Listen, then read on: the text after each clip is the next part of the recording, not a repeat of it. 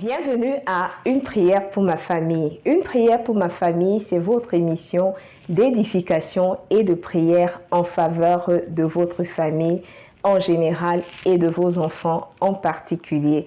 Je suis Christiane Nicolas et je suis votre hôte. Bonjour Cathy Laure. Bonjour à tous, je suis Cathy Laure Ebonguer. Je suis là pour vous aujourd'hui.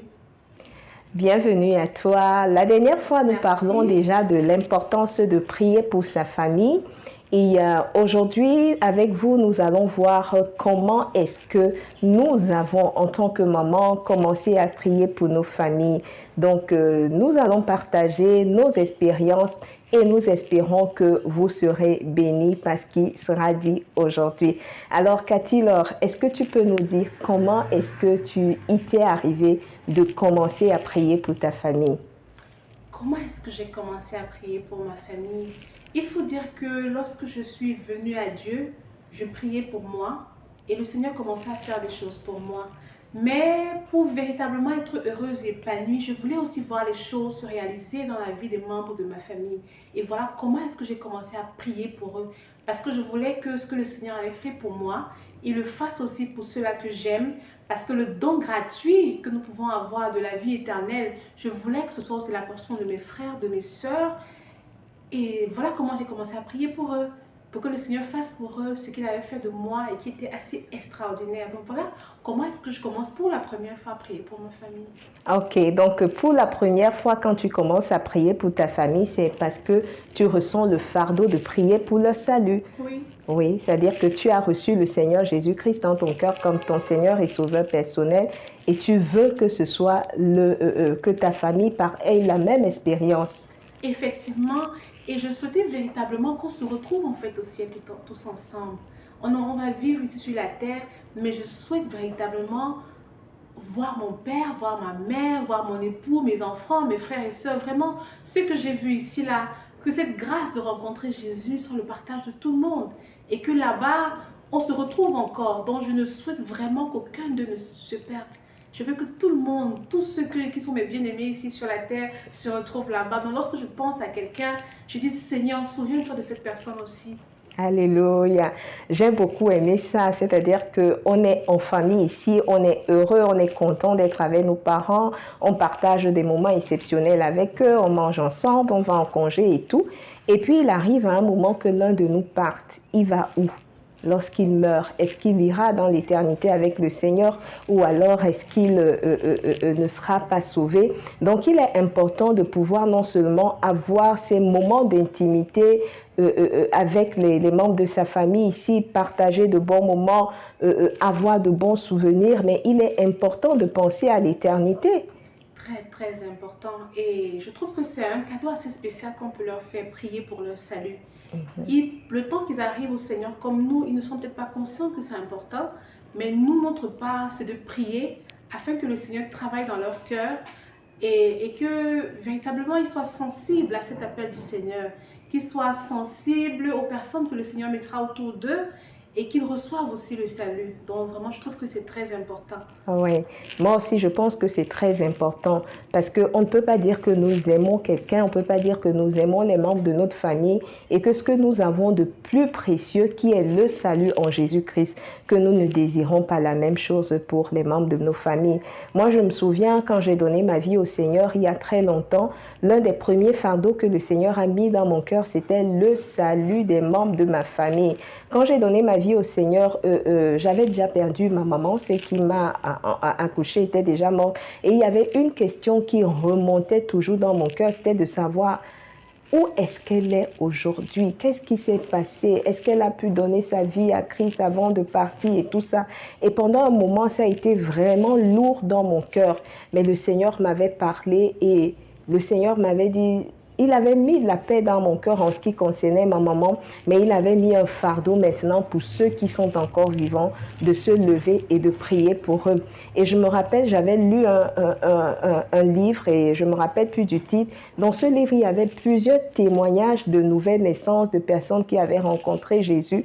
Et je me rendais compte que, tiens, plusieurs personnes pouvaient rencontrer le Seigneur de manière vraiment différentes. Il y avait des témoignages de quelqu'un qui va dire, je lisais le journal et puis j'ai vu une annonce et tout a changé et j'ai commencé à sécher le Seigneur et il s'est révélé à moi et je me suis dit, tiens, je veux la même chose pour les membres de ma famille. Non, très, très important.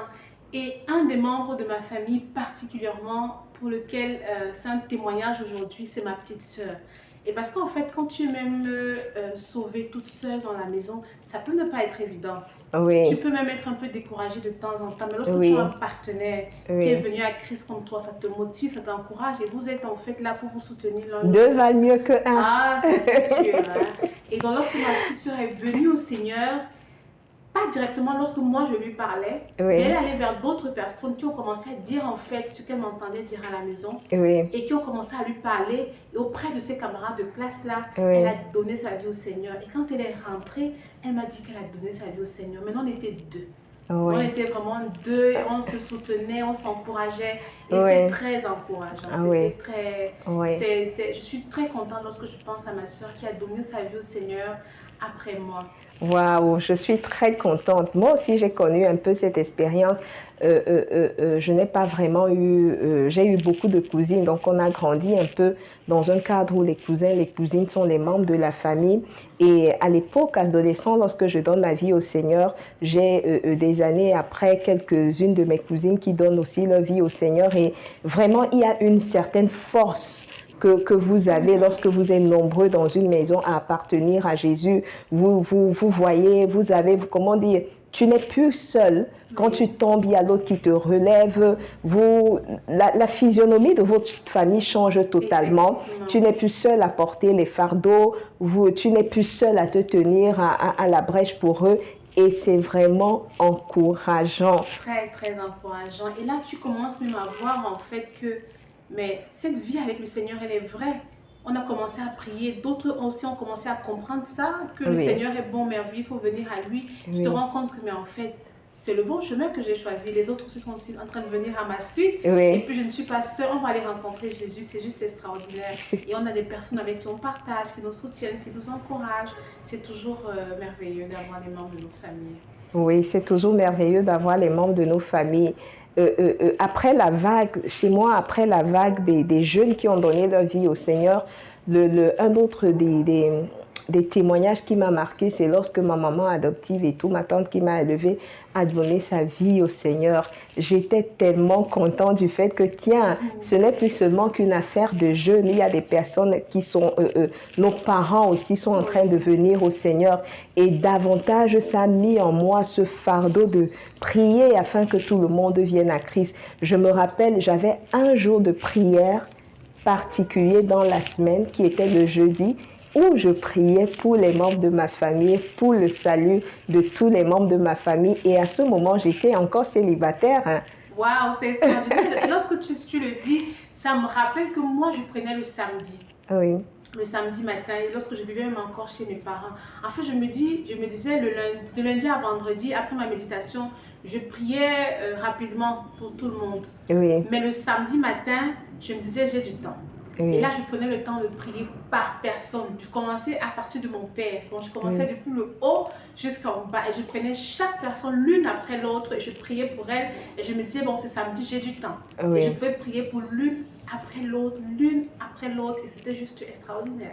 C'était extraordinaire. Et quand tu parles de ça, de prier pour chaque personne, et c'est vraiment aussi quelque chose que je faisais, je priais individuellement pour chaque personne et je priais pour chaque maison. Parce que quand je pense à ma famille, en fait, je pense à tous ceux qui sont sortis, qui sont issus de ma grand-mère et tout. Donc, de nos grands-parents, je priais, OK, telle personne avec ses enfants, avec ses petits-enfants. Et la bonne nouvelle, c'est qu'aujourd'hui, il n'y a aucune des maisons dans lesquelles il n'y a pas au moins une personne qui ait donné sa vie à Jésus-Christ. D'où l'importance de prier pour sa famille, parce que le Seigneur entend et il exauce. Et c'est juste extraordinaire. Et parfois, le Seigneur exauce d'une manière particulière et spécifique. Parfois, ce n'est peut-être pas comme tu attends, mais quelqu'un viendra avec un témoignage, ton frère, ta soeur. Moi, je prends le cas de ma soeur. Lorsque je lui parlais, l'une de mes soeurs, lorsque je lui parlais, elle n'était pas très ouverte Oui. à ce que je partageais. Mais plus tard, face à certains challenges, il y a des personnes qu'elle a rencontrées. Elle est revenue encore en fait me dire, en fait, toutes ces choses que vous disiez là, moi-même je commence à les vivre et je commence à voir que mais, ce Jésus-là, il est vrai. Il existe, il fait des choses pour nous. Et chaque fois que je parle avec ma grande soeur, je suis juste émerveillée de voir l'œuvre extraordinaire que le Seigneur fait avec elle. Elle est peut-être éloignée de nous, mais en fait, pour Dieu, la distance n'est pas une barrière. Oui. Et il perd des choses extraordinaires dans chacune de nos vies. Amen. Ce Jésus-là existe et il fait des choses extraordinaires. Parce que je pense que parfois, qu'est-ce qui nous empêche souvent de prier? Parfois, c'est l'ignorance. Parfois, c'est le fait qu'on n'ait pas de pardon. Et parfois aussi, c'est parce qu'on ne sait pas si Dieu vraiment exauce là. On entend, il faut prier, mais est-ce qu'il exauce véritablement? Est-ce que nous avons eu des occasions où nous avons prié, nous avons vu Dieu exaucer nos prières? Et quand on parle, par exemple, de ta sœur qui, tu dis, qui est venue au Seigneur après, de l'autre qui est venu aussi au Seigneur après, on se rend compte que Dieu exauce les prières et que, à son temps opportun, il va attirer chacun des membres de nos familles à lui. Mais nous, ce que nous devons faire, c'est de prier pour eux. Oui, parce qu'en fait, nous avons notre part à faire. Oui. Et le Seigneur a sa part à faire. Et parce Oui. qu'il est souverain, il fera sa part quand il veut, quand il voudra Oui. et de la manière qu'il aura choisi. Oui. Mais nous, notre part, c'est de prier. Oui. C'est de prier. On n'a pas d'excuse pour dire qu'on ne prie pas. Oui. On va prier et le Seigneur va les toucher, qu'importe leur réponse. Parce qu'il faut dire que parfois, la réponse des membres de nos familles peut être négative. Oui. Ils peuvent ne pas être ouverts à ce qu'on veut, à ce qu'on est en train de faire. Oui. Ils peuvent même se moquer. Oui. Mais en fait, notre part à nous, c'est de prier. Oui. Au-delà de tout, le Seigneur va toucher leur cœur, il va agir au moment opportun. Oui. Et même, je vais dire, plus ils sont même, comment je vais dire ça, réticents à cela, plus le témoignage est grand. Oui, plus le témoignage est grand, plus le témoignage est grand, parce que parfois il arrive que ce sont les mêmes personnes qui te combattaient lorsque tu as donné ta vie au Seigneur et toi, tu n'as pas baissé les bras, tu as continué de prier pour elles, tu as continué de te tenir à la brèche pour elles et puis un jour le Seigneur les appelle, ces personnes répondent à l'appel et puis après elles cessent de se moquer de toi et elles se demandent pourquoi ai-je perdu autant de temps à ne pas croire à Jésus, à ne pas venir à lui. Mais c'est toujours de la joie de voir que les membres de nos familles viennent à Christ. Oh, c'est toujours une très grande joie. Et moi, une des brèches que je saisissais toujours, c'est lorsque un membre de ma famille va m'appeler pour me dire « J'ai telle situation, est-ce que tu peux prier pour moi ?» Parfois, c'est la personne qui se moque de toi en public. Oui. Et après, elle te fait un message un jour pour te dire que je suis face à telle situation, il faut prier pour moi. Et il y avait une personne en particulier, elle devait voyager et elle m'a écrit, elle m'a appelé, je crois, pour me dire je dois me déplacer, s'il te plaît, est-ce que tu peux prier pour moi? Et après, j'ai découvert que, en fait, ça veut dire qu'elle croit que la prière marche. Oui. Ou alors, elle a essayé d'autres choses, elle se rend compte que non. Peut-être les autres choses n'ont pas marché comme je voulais, mais essayons la prière de Cathy, essayons la prière et puis ça marche. Oui. Et puis, c'est parfois, c'est une petite main tendue comme ça, là, tu pries pour la personne une fois, une deuxième fois, et puis après, tu l'encourages à commencer à prier pour elle-même. Et un jour, petit à petit, le Seigneur, en fait, commence à s'installer dans son cœur. Et alléluia, alléluia. Petit à petit, le Seigneur commence à s'installer dans son cœur. Un autre témoignage que j'ai aussi du fait de prier pour les gens, c'est que pendant que tu pries pour les gens, Dieu aussi est en train de te transformer toi-même. Est-ce qu'il t'est arrivé des moments où tu as vu ta vie ou alors ton intimité avec le Seigneur changer tout simplement parce que tu étais là intercédant pour les autres? Effectivement, je pense à une chose particulièrement. J'avais un sujet de prière. Dans ce cas, c'était par rapport à mon époux. Oui. Et je priais par rapport à une situation bien particulière. Et puis, avec le Seigneur, j'ai commencé, je pense que j'ai grandi moi-même dans cette période de prière-là. Parce que lorsque tu parles au Seigneur et que tu commences à recevoir des réponses, des directives, pour moi, c'était très, très encourageant. Je réalisais en fait que, waouh, je ne suis pas seule dans cette affaire. Le Seigneur est vraiment mon partenaire de prière. Oui. Donc, je lui apporte une situation. Mais en fait, lui, il apporte des solutions, il apporte des directions, il apporte des solutions en fait. Et après, lorsque tu vas les mettre en pratique une après l'autre, tu te rends compte que mais c'est effectivement la chose qu'il fallait faire. Et mais comment tu as su que c'est la chose qu'il fallait faire? Parce que le Dieu Tout-Puissant t'a révélé ce qu'il fallait faire. Alors tu mènes des actions qui portent du fruit et alors là tu vois les situations se décanter et les choses se résolvent devant de toi. Et c'est juste extraordinaire de voir que mais attends, c'était pas juste un petit temps dans mon coin, mais en fait, j'étais en train de travailler avec le Seigneur. Je priais au grand Dieu et il agit. Et il agit. Ah, il agit. J'aime cette parole qui dit, toi qui exauces la prière, tous les hommes viendront à toi. Et toi qui es à la maison, qui nous écoute et qui te dit, j'ai toujours prié, mais je n'ai jamais vu Dieu agir, je n'ai jamais vu se manifester, qui te demande, est-ce que Dieu entend même ma prière? Est-ce que ma prière traverse même mon plafond ce matin ou cet après-midi, quelle que soit l'heure à laquelle tu es en train de nous suivre? Je veux te dire que le Dieu que nous servons est un Dieu qui exauce la prière. C'est un Dieu qui entend les prières. Et ce Dieu cherche tout simplement une personne qui va se lever, une personne qui va se mettre à la brèche pour prier pour sa famille, pour prier pour sa nation, pour prier pour son quartier, pour prier même pour son entreprise. Dieu cherche une personne et cette personne, c'est toi. Effectivement, je suis marquée par le fait que tu dises prier pour son entreprise. Ça peut être plus facile de se dire, je veux prier pour mes parents, je veux qu'ils soient sauvés. Je veux prier pour mon époux pour qu'il aille mieux. Je veux prier pour mes enfants, ils me sont tellement chers. Mais parfois, tu te retrouves dans une entreprise là où tu penses peut-être que les choses ne sont pas faites comme tu attends. Peut-être qu'il y a un peu d'injustice, peut-être, peut-être.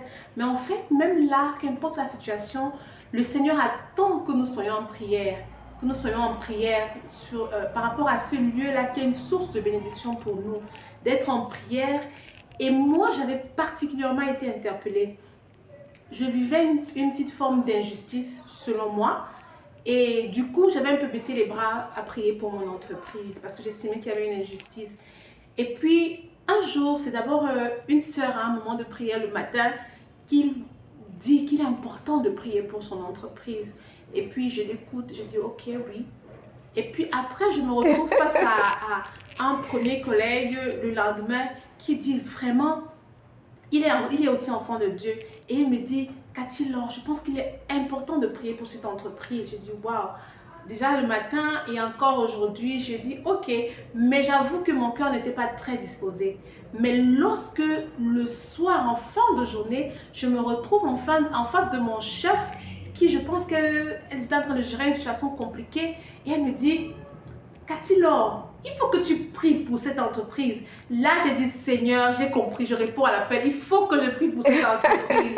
Il faut que je me tienne à la brèche pour cette entreprise. Parce qu'en fait, c'est le lieu que le Seigneur utilise pour nous bénir. On a besoin de dire des paroles de bénédiction, de prier pour ce lieu-là, pour que le Seigneur agisse. Et à la fin, de manière directe ou indirecte, on sera aussi béni. Et l'entreprise, c'est comme une famille parce que c'est le lieu où tu passes tout le temps, tu passes beaucoup d'heures au courant de la journée et tout. Donc, si tu es dans un lieu, tu dois prier pour ce lieu. Si tu es dans une famille, tu dois prier pour cette famille. Ce que je veux te dire aujourd'hui, c'est que Dieu t'a donné une responsabilité particulière par rapport à la famille dans laquelle il t'a placé. La famille dans laquelle il t'a placé, Dieu ne t'a pas mis là par hasard. Il t'a mis là parce qu'il a un plan pour cette famille. Et ce plan, il veut l'accomplir avec toi. Et pour qu'il accomplisse ce plan avec toi, il faut qu'il y ait quelqu'un qui se lève pour prier. Et n'attends plus que ce quelqu'un soit quelqu'un d'autre. Cette personne, c'est toi. C'est chacun de nous. C'est chacun de nous qui devons nous lever pour prier pour nos familles. La parole de Dieu dit que si l'Éternel ne bâtit, ceux qui bâtissent, bâtissent en vain. Bâtissent en vain. Donc ce soir, nous allons commencer à prier et nous allons demander à Dieu de nous donner, de prendre conscience du fait que le lieu où il nous a placés, ou la famille dans laquelle il nous a placés, nous avons un rôle à jouer au sein de cette famille. Et ce rôle, nous pouvons le découvrir dans la présence de Dieu, dans l'intimité avec Dieu. Oh Papa, cet après-midi, nous te bénissons pour ta grâce. Nous te bénissons encore pour ce temps de partage et nous prions au nom puissant de Jésus. que tu nous donnes et tu donnes à tous ceux qui nous suivent de prendre conscience, Seigneur notre Dieu, qu'ils ont été placés, Seigneur mon Dieu, mon roi, mon Père, dans leur famille pour des raisons particulières au nom de Jésus. Que tu leur donnes de comprendre, Seigneur notre Dieu, notre roi, que l'avenir de cette famille repose sur eux. Que tu leur donnes de comprendre, Seigneur, que tu veux faire des choses glorieuses dans cette famille et que ça passera par eux au nom de Jésus. Papa, merci, Seigneur mon Dieu, parce que tu ouvres les yeux de quelqu'un cet après-midi. Tu ouvres les yeux de quelqu'un à cet instant qui se lève et qui commence à prier pour sa famille au nom puissant de Jésus-Christ. Amen. Alléluia. Je veux partager un témoignage qui monte dans mon cœur. Je me rappelle lorsque je me suis mariée, dans mon esprit, c'était OK, on est mariés, on est tous enfants de Dieu, donc on savait vivre, comment on dit, les feuilletons qu'on voit à la télé, il n'y aura pas de problème et tout. Et je me rappelle qu'à un moment, les choses ont commencé à être compliquées. Et un soir, le Seigneur me donne un peu comme une vision. J'ai vu quelque chose qui était en désordre, une pièce qui était en désordre. Et le Seigneur me dit, c'est ça ta famille, c'est ça l'état de ta famille. Ta maison est en désordre et tu ne fais rien. Ta maison est en désordre et tu as les bras croisés. Ta maison est en désordre et tu dors. Et ce jour-là, j'ai réalisé, waouh, ma maison est en désordre. Mais moi, je ne voyais pas ce désordre. Je n'avais pas conscience de ce désordre. Mais celui-là qui est mon Dieu m'a montré l'état véritable de ma famille, de ma maison. Et ce jour-là, il m'a donné de comprendre que si je veux que l'ordre règne dans ma maison, si je veux que l'ordre règne dans ma famille, si je veux que l'ordre règne dans mon entreprise, dans ma nation, quel que soit le lieu qui me tient à cœur, si je veux voir l'ordre régner, je dois pouvoir me lever et intercéder pour ce lieu-là. Alléluia. Et là, voilà encore un bénéfice que nous avons lorsque nous sommes dans la présence de Dieu. Le fait qu'il nous révèle des choses. Alléluia. Des choses qui ne sont peut-être pas visibles à première vue. Mais lui qui connaît l'état réel des choses, il nous les révèle. Et dans sa grâce, il vient nous donner de travailler cela, de réparer ces choses-là dans le temps de prière avec lui. Pour lui laisser la place en fait pour travailler et revenir mettre l'ordre dans ton cas et restaurer vraiment les situations comme il se doit. Alléluia.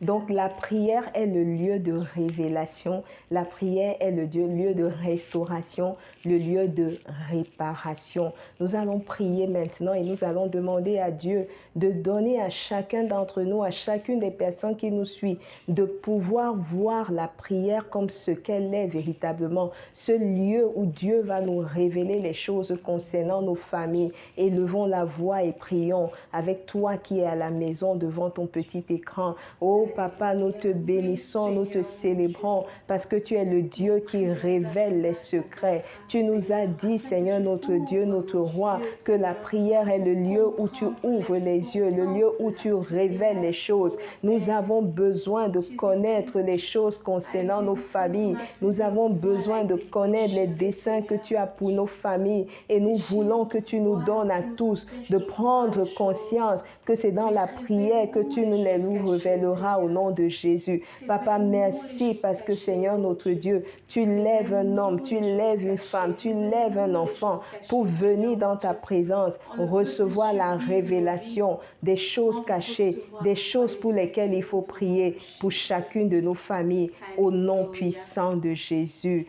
Amen. Tout à l'heure, Cathy Laure parlait du fait que la prière est le lieu de réparation, le lieu où le Seigneur répare ce qui est gâté. Je ne sais pas qu'est-ce qui est gâté dans ta famille, mais je vais prier. Nous allons ensemble prier cet après-midi ou ce matin ou cette nuit, quelle que soit l'heure à laquelle tu nous écoutes, pour que Dieu se révèle.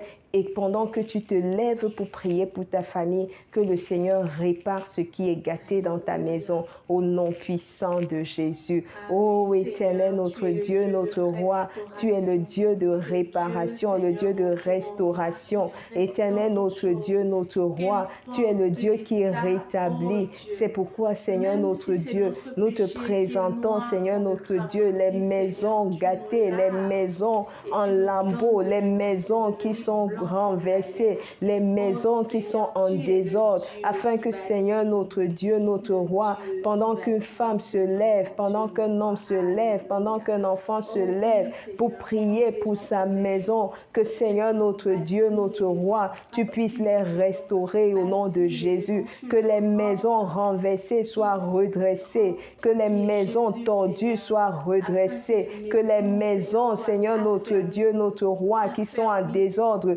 Seigneur mon Dieu, soient remises à l'état au nom de Jésus. Merci pour la restauration que tu opères dans les maisons de quiconque est debout en train de prier maintenant avec nous. Nous te bénissons, Seigneur notre Dieu, notre roi, parce que ta parole est la vérité et que tu l'accomplis dans la vie de chacune des personnes qui dit, Seigneur, je veux bâtir avec toi. Je ne veux plus construire ma maison seule. Je ne veux plus garder ma maison telle qu'elle est. Je ne veux plus de désordre dans ma maison. Je t'appelle pour que tu mettes de l'ordre au nom de Jésus. Je ne veux plus l'obscurité dans ma maison. Je t'appelle pour que tu mettes la lumière dans ma maison au nom puissant de Jésus. Au nom puissant de Jésus. Alléluia.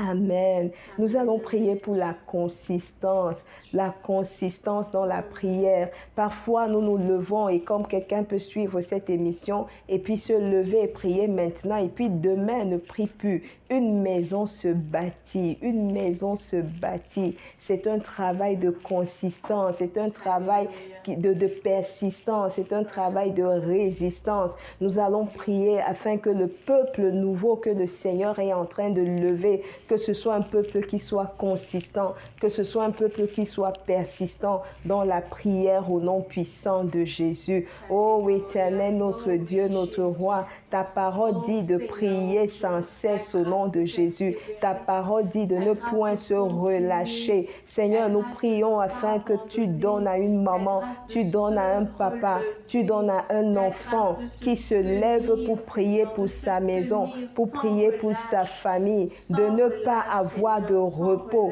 jusqu'à ce que tu aies rétabli sa maison au nom de Jésus. Que personne n'abandonne son lieu de prière, que personne, Seigneur notre Dieu, ne se décourage, que personne, Seigneur mon Dieu, ne se relâche, que Seigneur, tu nous donnes à tous de prier avec persistance, de prier avec consistance, de prier jusqu'à ce que ta gloire soit manifeste au nom puissant de Jésus dans chacune de nos maisons, au nom de Jésus-Christ. Amen. Est-ce qu'il y a un sujet qui monte dans ton cœur? Je pense à ce verset, Ésaïe 21, verset 8, qui dit: puis elle s'écria comme un lion. Seigneur, je me tiens sur la tour toute la journée. Alléluia, la sentinelle. Je suis à mon poste toutes les nuits. Amen. Donc nous voyons cette sentinelle qui se tient. Amen. Qui se tient toute la journée. Amen. Toutes les nuits, et elle est à son poste, elle n'abandonne pas. Alléluia. Donc c'était davantage pour venir renchérir le sujet pour lequel on venait de prier. Voilà ce que le Seigneur veut, que nous restions à nos postes. Et nous allons davantage prier afin que davantage chaque personne connaisse même son poste. Et qu'est-ce que le Seigneur attend d'elle à ce poste-là? Comment prier? Quand prier? Avec qui? Où? Vraiment que le Seigneur apporte des directives à chacun dans sa maison pour véritablement se tenir à son poste au temps convenable, au lieu convenable, selon le Seigneur au nom de Jésus. Alléluia. Est-ce que tu veux prier avec nous? Alléluia. Amen. Seigneur, au nom de Jésus-Christ, je prie que chacun de nous qui est connecté, qui est là à cette émission, puisse véritablement répondre effectivement, Seigneur, qui se tient à son poste, qui se tient à son poste, Seigneur, de jour comme de nuit. Nous sommes à nos postes, ô Dieu, pour tenir dans la prière, pour nos familles, pour nos maisons, pour nos différentes entreprises, Seigneur, mon Dieu, mon roi, et que nous n'abandonnons pas. Je prie au nom de Jésus que nous recevions chacun des instructions, des directives de toi, Seigneur, pour savoir comment prier pour nos maisons, comment nous tenir à la brèche pour nos familles, comment, qu'est-ce que tu attends de nous, Seigneur, vers quelle direction prier, Seigneur, mon Dieu, mon roi.